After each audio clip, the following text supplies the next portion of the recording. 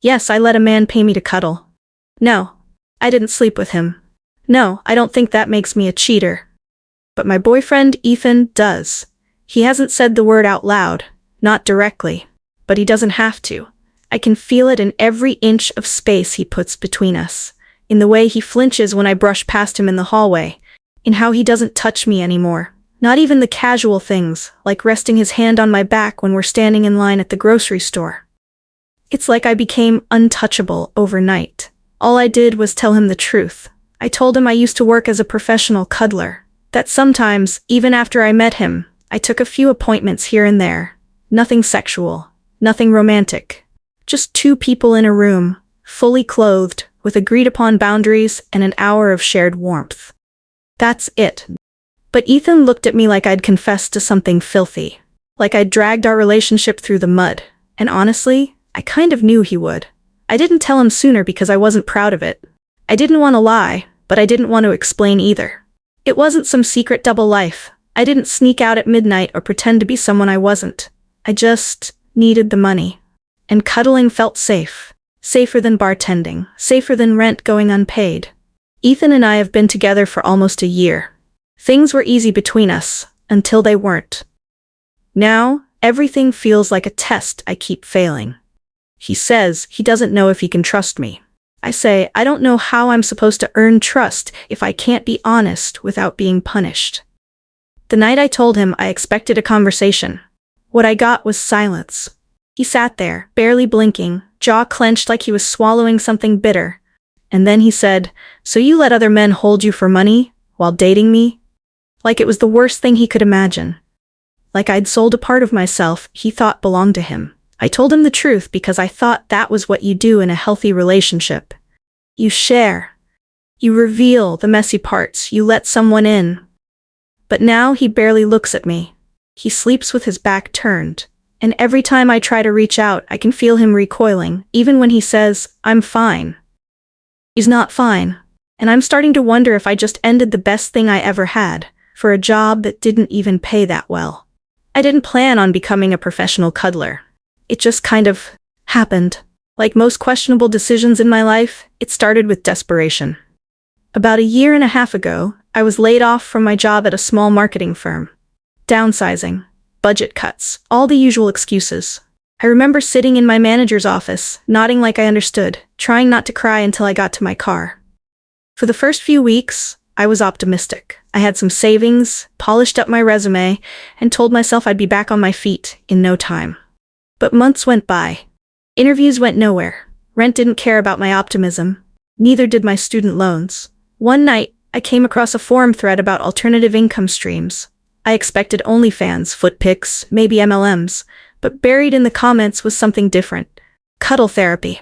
A few users swore by it, mostly women, some men, talking about professional cuddling like it was a legitimate, structured, safe business. At first I laughed. Hugging people for money? Was that a thing? Turns out, yes. There were even websites for it, with waivers, background checks, boundaries spelled out in black and white. No sex. No touching outside of arms, shoulders, back. Clothes always on. Any violation and the session ended immediately. It still sounded weird, but after 2 weeks of living off peanut butter and tap water, weird wasn't disqualifying. I signed up for a platform, filled out a profile, uploaded a headshot that made me look vaguely nurturing, and waited. The first session was terrifying. A man in his 40s, recently divorced, just wanted to lie on the couch and be held. He talked about his daughter, about how quiet the house had become. He cried, quietly without apology. I held him, listened, nodded when I didn't know what to say. He paid me $120 in cash and thanked me like I'd done something sacred. That night I couldn't sleep. I didn't feel violated. I didn't feel empowered. I just felt strange. Like I'd stepped into a part of humanity no one ever talks about, where touch is currency and loneliness is more expensive than rent. But the money helped, and the second session was easier, and the third. Eventually, I stopped questioning whether it was normal. It just was. I met Ethan 3 months later at a mutual friend's birthday party. He was standing in the kitchen, talking about video game AI with so much passion, I couldn't help but smile. He looked up, saw me smiling, and blushed like someone who hadn't dated in a while. We talked the rest of the night. Ethan was smart, thoughtful, and adorably awkward in a way that felt safe. He wasn't a show-off, he didn't flirt with lines, he just listened and made me laugh. Our first date was a bookstore followed by Thai food. We talked about everything. Almost. I told him about my layoff, about my weird resume gaps. I hinted that I'd done freelance wellness work, which I figured wasn't a complete lie. But I didn't tell him about the cuddling. Not then. It wasn't that I meant to keep it secret. I just didn't know how to bring it up. Hey, by the way, before we get serious, you should know I used to let strangers spoon me for cash. Didn't exactly fit into casual first-month conversation. Besides, I thought I'd quit. Once Ethan and I got closer, I told myself I'd stop for good. And I did. For a while. But the financial pressure didn't magically go away. I picked up a couple of part-time gigs. Food delivery, freelance social media consulting. Still, there were weeks I couldn't make ends meet. So I booked a few cuddling sessions again. Just here and there. Just enough to keep things from falling apart. I rationalized it. Told myself it wasn't cheating. That if I could separate physical contact from romance, it was no different than massage therapy. If anything, it was a kindness, like emotional CPR. I also told myself I'd eventually tell Ethan, when the time was right. When I had a better job. When I wasn't afraid of how he might look at me afterward. That moment never came. Or rather, it came too late. Looking back, I think he started suspecting something a few weeks before it all came out. He'd ask vague questions. Are you still doing that wellness thing? Or, you never really told me what your freelance gigs are. And I'd dodge with a half smile and a kiss on the cheek. He never pushed. Ethan isn't the kind of guy who invades your privacy. But I think that made it worse, because when he finally found out, it shattered more than just his trust. It broke his image of me. Of us. And the thing is, I don't think he even cared about the cuddling itself. Not really. I think he cared that I didn't trust him enough to tell him.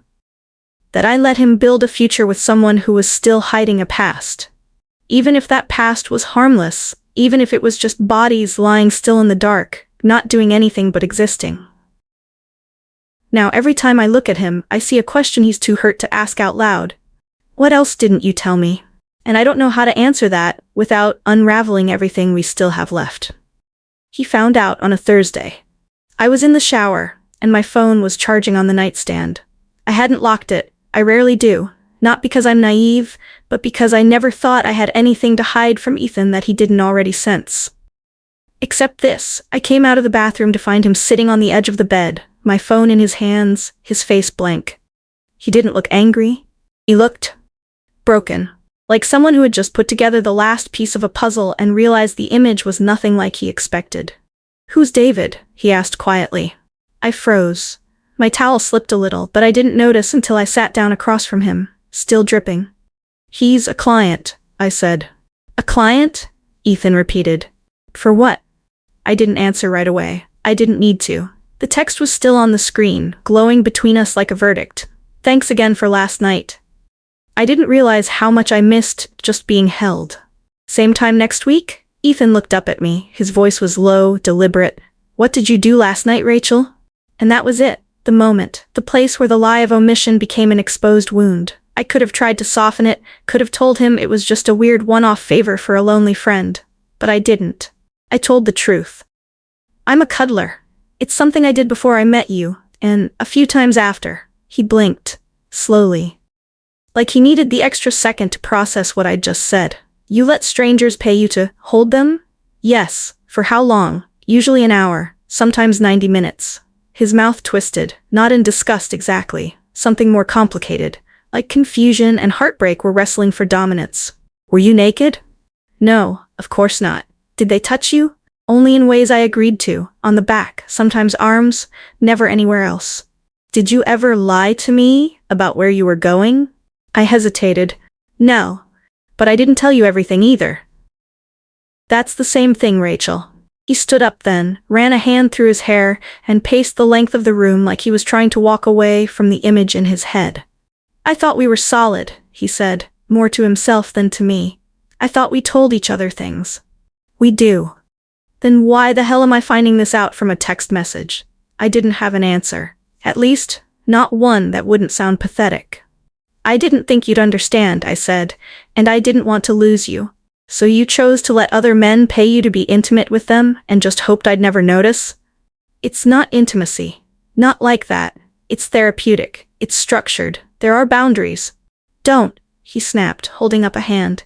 Don't try to frame this like it's noble. You let men pay to hold you.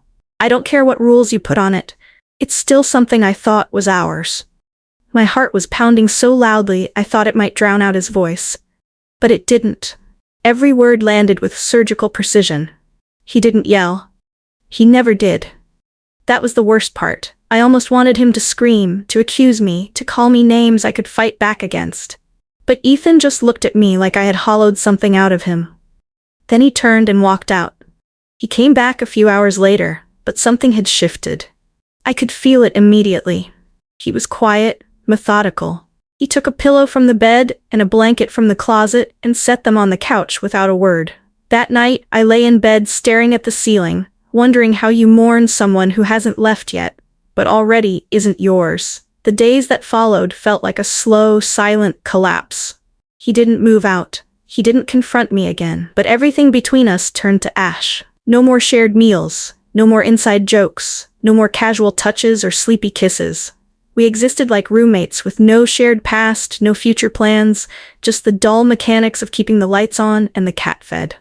He was kind. That was the worst part. Ethan didn't punish me with cruelty. He punished me with distance. I tried to explain, again. I told him I was sorry, that I should have told him sooner, that I wasn't trying to hurt him, that cuddling was just a job, nothing more. You keep saying it's just a job, he said one night, without looking up from his laptop.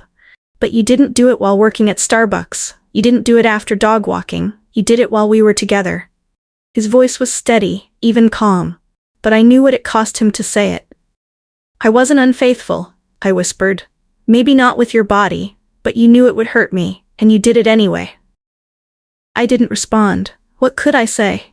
He was right. I'd made the decision unilaterally, chosen what version of the truth I thought he could handle, framed it as harmless because I wasn't the one who felt betrayed.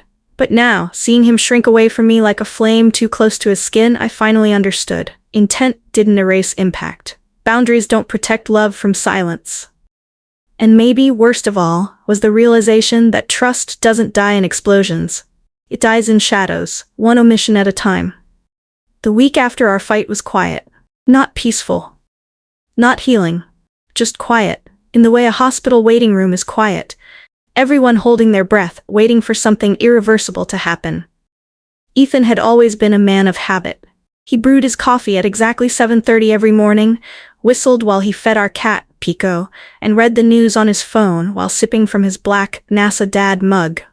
I used to find comfort in his routines. They were his way of showing stability.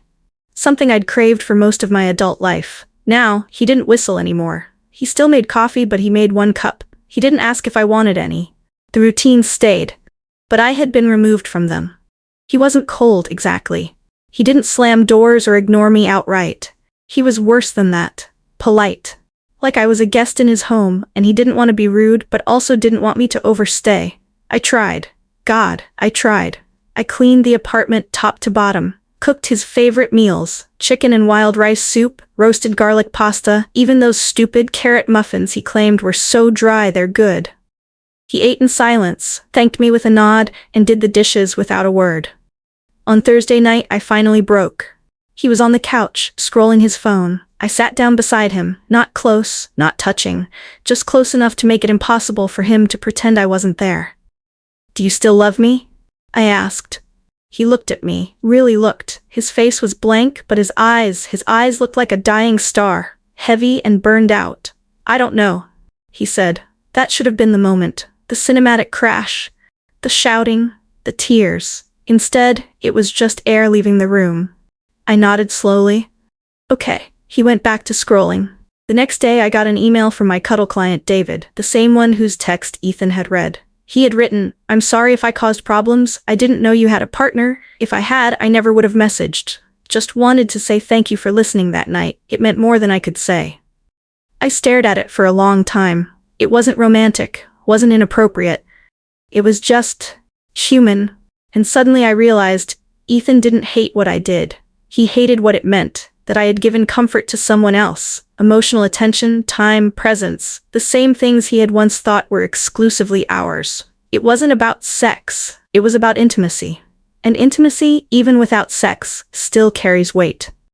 That night, I didn't try to make dinner. I didn't clean. I just sat on the bedroom floor and let the full weight of it collapse on me. I had tried to separate my body from my heart. I thought cuddling was transactional. I thought if I wasn't emotionally involved, it didn't count. But I never once considered how it would feel for someone who did love me, who did give me his full self. To realize I'd been giving pieces of myself to others in exchange for cash. Even if I didn't mean it that way. Even if I had good reasons. Even if I still wasn't sure I'd done something wrong. The final conversation happened 2 days later. I woke up to find him dressed, a duffel bag by the door. Pico was circling his legs, confused and expectant. "Where are you going?" I asked, already knowing the answer. He didn't lie. "Liam's place. Just for a while. I need space." I nodded. I didn't cry. I didn't beg. I walked over and crouched down, scratching behind Pico's ears, while Ethan stared at the door like it might start judging him. "I'm not mad at you," he said suddenly. "I want you to know that." "I know. And I don't think you're a bad person." "I don't think you're a bad person either," I whispered. He looked at me then. Not like a stranger. Not like an enemy. Just someone who had once held my hand like it meant everything. And now couldn't trust that hand anymore. "I just can't unknow it," he said. "I can't unfeel this." "I never meant to make you feel small," I said. "I just didn't want to be small myself." He closed his eyes for a moment, like he was memorizing the way the apartment smelled, or the way I sounded when I said something honest. "I hope you figure out what you need," he said. "And I hope it makes you proud." Then he picked up his bag and left. I still have his toothbrush. It sits in the ceramic cup by the bathroom sink, leaning at a slight angle, untouched since he left. I've thought about throwing it out at least a dozen times, but every time I pick it up, I just put it back. There are other traces of him too.